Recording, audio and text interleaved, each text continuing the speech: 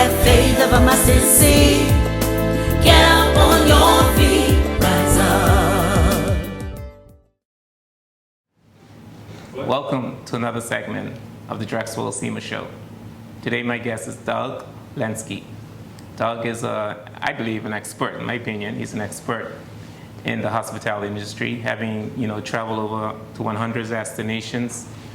He's a former travel journalist, and now he's strategizing for different destinations, providing advice and giving feedback, critiquing, and I think that's very important. He was the guest speaker for the SOTIC conference that took place here in Turks and Caicos Islands. And so I'm grateful for this opportunity to have Mr. Lansky here on the show while he's here in the Turks and Caicos Islands. So with that said, I want to welcome you to the Drexel SEMA Show. Thank you very much. It's great to be here. Okay. Is this your first time to Turks and Caicos? Almost. It feels almost like it. The last time was, I barely remember, was with my parents when I was much younger. I was like 25 years ago. Oh, that is a long time. Yeah. That is a very long time. Yeah. Doug, I watch, I'm going to get right into it. I was watching, I see you also appeared on TEDx talks several times. And one thing that really captivated me was when you talk about the tourism, how it keeps growing and keeps growing and keeps growing.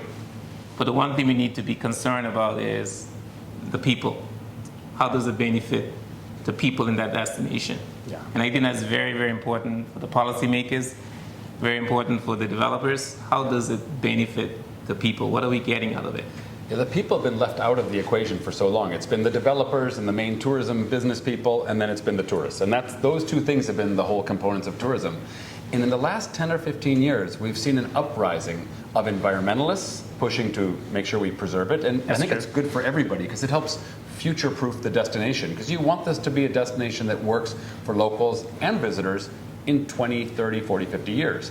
And it won't if we don't take care of it. Right. We're not stewards of the place that we're at.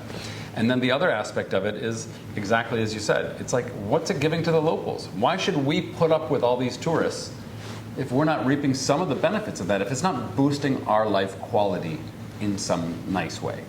Yeah. But then, I guess, we have all these rooms here and people are spending money. Isn't that something that they're giving back to? I think it's deceiving. It is something. It is something. It's not as much as it appears. So let's take a tourism typical spend. If they're booking through hotels.com or Airbnb or Expedia or booking.com, we'll say booking.com, it's a Dutch company. So 20, 25, maybe even 30, 40%, if they're doing a lot of promotions on the site, goes directly to Amsterdam. Doesn't even arrive here. So people say it leaks, there's leakages. Yes, but that's actually, most of the money never even arrives. So 25%, let's say, goes to Amsterdam. Then you have the people who own the property. So if it's a Sheraton or a Marriott or an Accor hotel or any of these big brands, they don't own the property, right? Like 99% of the time. They have a branding, a management fee, which is around 12 to 19% that goes to New York or London or wherever they're based. That's like the franchise? Yeah, that's the franchise fee. So that money never arrives here either. And then you have the property owners, which is usually sitting also in New York, London, wherever, that actually owns and have paid for the building of the hotel. They're taking all the profit. And then you've got the people who are like the external managers. Sometimes they bring in people from Switzerland or New York to run the hotel. Often they use local talent that can then become the GM, but often you might see at the head of the hotel is someone from outside. That money is getting sent to their bank account wherever they've come from. And then you have a lot of people brought in at the lower level service from overseas. They're sending money home to their family. And so true. You've got, what stays here is the 12% hotel tax, the construction of the hotel, some of the foodstuffs, not all, a lot of that comes from overseas as well, and then a lot of the staff. And that ends up being maybe 25 to 40% of the accommodation side that actually stays on the island. And there's other aspects with different tours and different things that stays here in to a larger degree. But all in all, I would just, if I had to just sort of guess, I would say something like 40 or 30 to 60% stays. Wow. So it's not as much as you think. Wow. Thank you. Oh, I never look at it from that point of view, but yeah, makes sense what you're saying. Wow. It's the low-hanging fruit as well. Yeah. Instead of getting more visitors, what if we just took the more of the money to make sure it stayed here with some smart policies? And what sort of policies do you think we could do? Well, let's look at Airbnb. That's an even crazier example. Let's say you've got someone from Canada that owns a vacation home that has a nice beachfront villa. So they're renting it on Airbnb. 20% goes to California, where Airbnb headquarters are, and 80% goes to them in Canada. What stays here? Maybe the hotel tax, and that's it. Maybe someone who helps clean it a little bit, but next to nothing. So what if you had a different thing, that you had a much higher tax for a foreign owner of an Airbnb, and then you had, if it was a local owner, you could have a lot of ways you can structure it. Again, I don't like to come into a destination and say, you should do it this way, this way, this way. Mm-hmm. It's more like, what do you want from this? You know, do you want to help widows who are now older and living alone and want to rent a room? Maybe we should have a lower tax for them to rent a room in their home. And what's also causing a lot of degradation to the fabric of society? So if you have a home and you then rent the whole home the whole year and you move in with your parents or some friends, now that those kids have left that school, you've left your community, and it upsets the neighbors because they're partying all the time. You have to think about the ramifications. It's not as simple as I just rent my home. And so maybe you do it a month of the year people are allowed to do with certain kinds of property. Wow. Maybe other kind of properties, it's more a professional thing, but there's a different tax rate. So you could, let's say you're going away for 2 weeks. It'd be kind of nice to rent your home and help pay for your trip to Disney with the kids. But you don't know if you want to make that a professional year-round facility. So it's like, try to figure out what you want out of this, and then let's create tax policy that encourages that behavior. Wow, so I like that actually. So it'll be like a different tax structure depending on who's doing who you are and yeah, do you rent the whole house, just one room? How long can you leave it? What you don't want people is coming in from abroad and like turning these small properties into professional Airbnbs, and then the money doesn't stay here at all. Are you aware of any destinations that have a similar policy like this? Almost every destination is starting to push back against Airbnb. Look what happened in New York. Yeah, I saw that. That's huge. I mean, now you have to be in the apartment with the person who's renting, so that you rent a room from them. You can't just, or maybe you stay in the room and you rent the bigger part of the apartment, but you have to be there with them, which keeps an eye on things, because people didn't. And you have to be a resident of New York, right? As well. Yeah, it really changes things a lot. For the better, I think. And I think this is what's happened with a lot of Uber. Remember what happened in New York with the Uber? They had $1 million taxi medallions, and then overnight, when Uber came, they were worthless, almost. Yeah. So now they had to kind of find that equilibrium. Like, that was too far that way, that was too far that way. There's some benefits to Uber and Bolt, and there's benefits to Airbnb. Let's figure out in a smarter way, now that we've had the chance to see this at work, how can we set up better policy to make it better for everyone? Absolutely, absolutely. I know we have a lot of people going to be watching this show, especially the policymakers. That's a very good point. I mean, I think I'm going to write an article about that. That's a very, very excellent point. Now, we have an issue here in Turks and Caicos too, where a lot of the residents have put their homes up. Yeah. And as a result, we always had a housing crisis, but it's worse now. Yep. Because there is no availability for long-term rental. And because everybody, just not everybody, but most people are using their homes, they're building to accommodate short-term rental, and that's causing a big issue as well. And as a result, rental of apartments is also expensive because there's a huge demand, but the supply isn't there. Yeah. It's always easier to look at how this affects another place, because we take away the political connection to it at home. So in Venice, Italy, this is an enormous problem that people are getting thousands and thousands of dollars per month to rent their place. So they move off of Venice, stay with their parents or friends, or even a summer home, and they put their place up for rent in Venice. And it's killing the city. It's now only tourists left there, and there's no locals. And it feels like a Disneyland. And that's happening everywhere. So it doesn't just happen in Venice. And so we have to put a value on the community and the morals or the fabric of a place.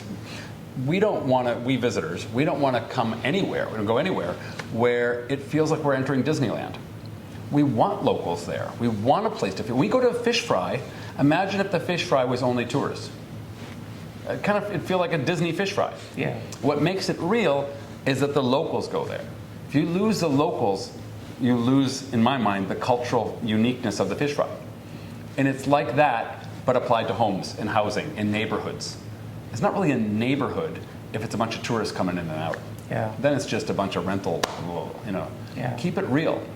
And tourists appreciate that. But tourists, if it works great for locals, if it really feels unique and a high quality of life for locals, we visitors, we appreciate that. We migrate to places that are real, authentic, and nice. Yeah.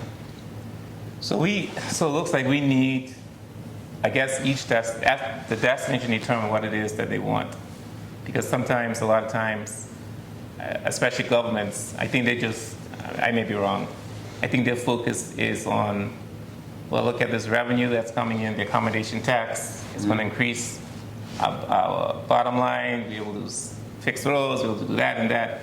Yep. But I like what you're saying, we must come to a balance and what it is that benefits the people. And we don't want an area where we're just driving our locals, we just focus on tour. And that's exactly what's happening here. We've been looking at the wrong KPIs, the wrong metrics of how we measure what success is.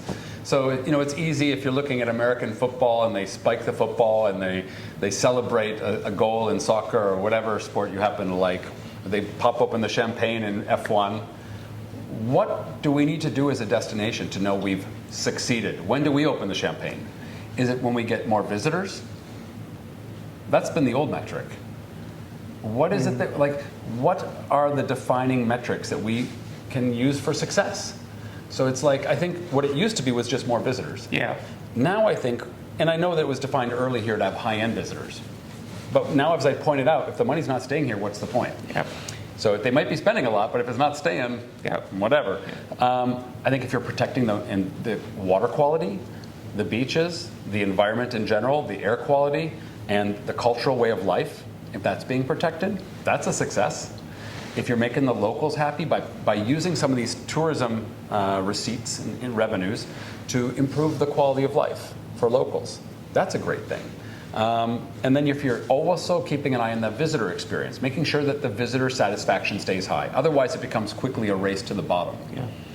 So, and you want to attract top-end guests, the quality has to stay high, all those other things have to stay high. And I'm on a mission to make tourism better. Better for the locals, better for the visitors, better for the environment, better for the whole cohesiveness of it. And I think a lot of that is just not getting greedy. Yeah. That's it. It's not like, let's grow. Yeah. It's like, at some point in the future, let's say every island is full and developed in a nice way. You can't keep having that grow mentality. You have to kind of not be in a hurry. Let's do this in a smart way and future-proof it. Yeah. Not you got to step race. back and not race to try to just jam in as many people as we can as quickly as we can. And unfortunately, some of the investors may have that mentality. Yeah. At the end of the day, they're looking to make money. Yep. And you can't blame them for that. No, you can't. That's their goal. It's the nature of the beast. So it's up to the destination to set smart policy parameters to keep them from doing that. Yeah. So if you go take, let's say North or Middle Caicos, if you said, okay, no building can be higher than a palm tree, if you didn't say that, they're going to make a tall building there, almost for sure. If you do say that, they won't.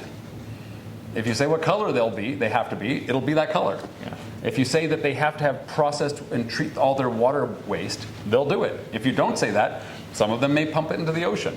Yeah. So you got to be smart in how you set things up. And if you do that groundwork in advance, I think you reap the benefits in future generations. Absolutely. I believe our government has a strategy policy or development out there right now for the residents to provide in the consultancy stage, I believe. There's a big book I think they have. I saw it being. I haven't looked at it yet, but I'm going to review it and provide some feedback, especially after hearing your points of view, and I think that's important. By the way, I've seen the Minister of the Interior waving this book around. Maybe all the things I've said are already in that book. I don't know. I don't know. I don't know. Maybe, but hopefully. At least some of them are. Yeah. I think we really have to find a balance, because we don't want, we brag about, our coral reefs. Yeah. But are we able to do this in the next 20 years? We brag about having the best beach. Are you able to do this in the next 20 years? So these are the things we need to look at. So that's a good point. Let's take a coral reef. Yeah. Most marine biologists will agree that depends on the size of the area, that there's only a certain amount of people can snorkel or dive on any dive site before it starts to degrade the whole site. And it just brings it down, and then people can't enjoy it in the future. There are things you can do to, like for example, have a ranger in the water with every snorkel trip. So when you go to the Galapagos, you cannot go ashore without a naturalist who keeps you on the trail. You can never leave a trail, and they keep an eye on you. Oh. Imagine you have someone from the government on every dive boat. If you touch coral, you kick coral by accident, first of all, shorten the fins, because these amateur divers are always kicking stuff by accident. And then they have to, 2 meters from that, and they have to sign something, they have to take a pledge, they will not touch it, they will not do this, it's strict, they can't have any reef unsafe sun cream on them. Really get serious about protecting it, and that will last longer as well. But even with the best practice, there's only a max people. And what's really smart that the government is doing is they're doing a big carrying capacity assessment, not just probably for the reefs, but for everything. And if you have the most responsible hemp jack wearing, eco-conscious people from around the world, you can still put 20,000 of them on this street, and it will feel overcrowded. Yeah. Doesn't matter how sensitive they are to culture and the environment. Too many people is too many people.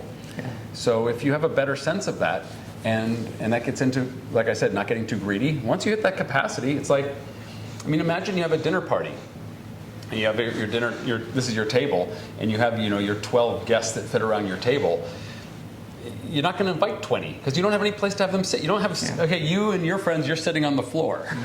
You can only take so many people. And that's what destinations have not really understood, that there's a max. So we need to put some parameters in place. Yeah. And say, this is what we want to achieve, and then once we reach there, Right. So what's crazy is airlines do that. They have a max number of seats on the flight. They don't put people in the alley. Hotels don't put people in the hallway to sleep there. Golf courses don't let 30 people tee off at once. Spas that have 2 beds for the massage don't have people laying on the floor next to you also getting a massage. Everything in tourism has already a carrying capacity, but the destination doesn't. So there's things that aren't in the purview. So a beach or a walking street or a reef that doesn't have that same carrying capacity gets overloaded when they start adding too many hotels and too many this and that. No one's keeping an eye on the greater until now. And they're doing it now. Thank God they're doing it now. I think it's a smart move. That is, wow, that's very. I hope what I'm telling you is super obvious the second I say it. No, it is. It is. But, I'm not sure, honestly, if we are thinking about it from that point of view, because most times we look at progress, we look at development. When we see a hotel being built, we as you mentioned earlier, we call that success. Yeah. But we have to move away from that more being success, and that's what I believe that's how we measure success. Right. By the hotel, number of rooms that's being built. Do you have children? I do, 5. Do you measure their success by an academic test score? I used to. Yeah, okay. But I measured on different things as well. Yeah, now it's like you want them to be good people. Yeah. To be caring and considerate and have a good moral compass. Yes. There's other values. Yes. And I think too long we've been using a very narrowly defined metric. And I think we need to have a more organic, kind of holistic view of the whole thing. And there we'll find a real success. Yeah. There's a nice line I'd like to say. It's a bit of a line, but I feel like every destination can have tourists, can have visitors, but the tourists shouldn't have the destination. Every destination can have visitors. The tourists. Yeah, the tourists should not have the destination. You can have tourists, the tourists shouldn't have you. Yeah. It's like they say with cancer. It's like, I have cancer, cancer does not have me. It's like, basically it says, stay in control. This is your destination. You decide how many people can come and go, where they can go, if they can use unreef safe lotion or not, if they can do this, that, or the other thing. Stay in control. Put in some smart policies and remember that it's yours. Yeah. And it's your home. We're just visitors here. Yeah. Make it a nice home for yourself, and we'll probably appreciate it more. Yeah. Well, I really enjoyed this conversation. I'm very, very powerful. Do you have anything else that you think that we have not covered? I would just say this, I got to look around. They sent me all over to you went to all islands? South Caicos, to middle and birthplace. north. And I will just say, those places are very undeveloped compared to here. Yeah. And so the big thing I saw was potential, right? So with a lot of potential, that's exactly what made me happy, because it's a good time to put down some smart policy so that however it gets developed, it's being done in your way. And that's true. And I think one thing that naturally happens is a lot of these developers, they have a dream. They've gone to a lot of nice resorts around the world. They're like, oh, I really want to put these millions into a nice resort. That's not as much of what the world needs. I feel like if you're putting together a soccer team or American football team, you have different players for different positions. You have a big guy in the front and a little fast guy in the back and whatever. I think a little bit is like that here. I mean, instead of having a bunch of 4- and 5-star resorts that look more or less similar on the inside and so forth, what if you had just hypothetically, what if you had this resort was for handicapped or for different mobility needs. challenged people. Another one was for deaf and blind or whatever. Another one was for yoga people, and another one was for triathletes, and another one's for youth teams. Because these special groups exist all over the world, and they also want places to go. I mean, I've paid a lot of money for my daughters to travel with their soccer team to a resort, and they needed to stay in a special place that had a football field out front, it's a soccer field to play in, and indestructible rooms for kids inside. I mean, and I paid a lot of money for that. I mean, there's a premium you can take, even though it's not ultra luxury. There's different kinds of luxury. So we've defined luxury as fancy vases and nice pieces here. Yeah. What about the luxury of seeing solar panels on the roof? Or the luxury of knowing it's a CO2 neutral hotel? Hey, look, that's an eyesore. That's what they'll say. It's a different kind of a luxury. Yeah. I feel when I come to a room, and if they tell me, your water is collected rainwater, we have solar panels, we have a wind thing, blah, blah, blah, and it's all done in a very subtle, classy way, and your room is CO2 neutral, I'm like, for me, that does a lot more than having a fancy vase. Because there are people out there with different needs. Yeah. Yeah. And I'm just saying, I think our vision of luxury is changing. For so many years, it's been, if you can just picture a Marriott or Sheraton hotel that looks kind of generic on the inside, that's kind of been our view of luxury. But I think luxury is also more true to itself and authentic, and also being more, let's say, helpful to the environment. That's another form of luxury. So, and for someone who's sitting in a wheelchair, having a wheelchair accessible hotel is a luxury. Yeah. So let's really look at what different views of luxury are. Yeah. People will pay premiums for that. Yeah. Did you cover some of these things as the guest speaker? I did. Because I wasn't able to attend, but I did. Okay. And so, there's a thing that happens at conferences. You can come in and you can put all this stuff out there, and then maybe the next day they go back to work as usual. But hopefully, they hear it a few different times in a few different ways, and it starts to sink in, or there's some big decisions coming up, or maybe I get involved in some place that can. I think I sort of believe in Martin Luther King's. He talked about it from a human rights perspective, that the arc of the moral universe bends slowly but bends towards justice. I feel that way about just progress in general. We will get to the right place with more sustainable hotels, better for wheelchair users, better for other people that have movement challenged in some way. We'll get there. It may take us a while, but let's keep fighting the good fight in the right direction. Oh, wow. Discussions, because tourism is our bread and butter. And at some point in our lives, so we need to come to the table with different stakeholders and have our plan or whatever, our mission. What is it we want 10 years from now? What is our end goal? And I think hearing you, I think there's a lot of ingredients that we could put into that strategy. That's what we want. With that said, I want to thank you again. Yeah. Very much. I appreciate the opportunity. Pleasure. Thank you. Really happy to be here. All right. Well, thank you. You've been watching the Drexel SEMA Show. Please remember to subscribe. Have a wonderful day.